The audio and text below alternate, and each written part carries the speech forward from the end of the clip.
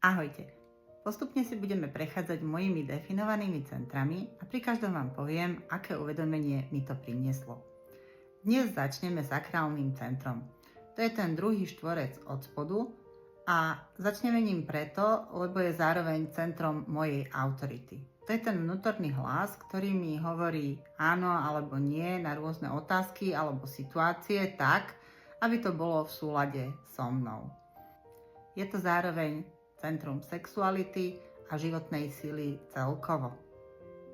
Z môjho sakrálneho centra vychádzajú 3 definované dráhy. Prvou z nich je dráha 2946, ktorá sakrálne centrum spája s centrom G, to je ten žltý štvorček uprostred mapy, a je to centrum identity, lásky a smerovania. Dráha 2946 je dráhou objavu a úspechu tam, kde ostatní zlyhali.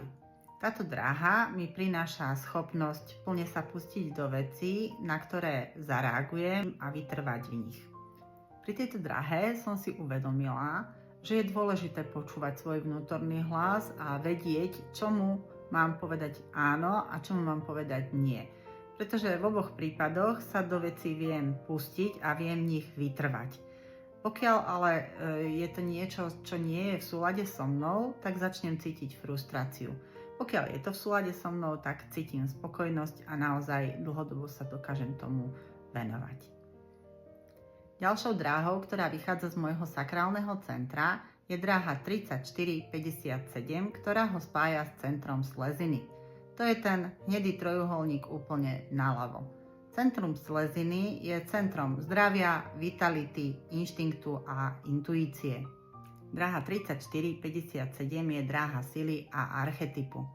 Umožňuje mi veriť svojej intuícii a inštinktom a spontánne reagovať v prítomnom okamihu.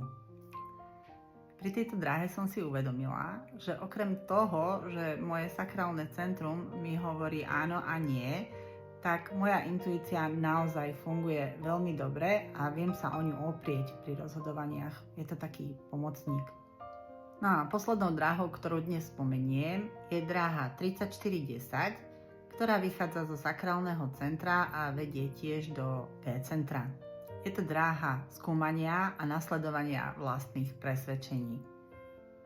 Táto dráha ma ozaj vystihuje, pretože rada skúmam vlastné presvedčenia a ešte radšej ich aj nasledujem. Málo kedy ma niekto presvedčí o niečom inom, ako je také moje vnútorné presvedčenie.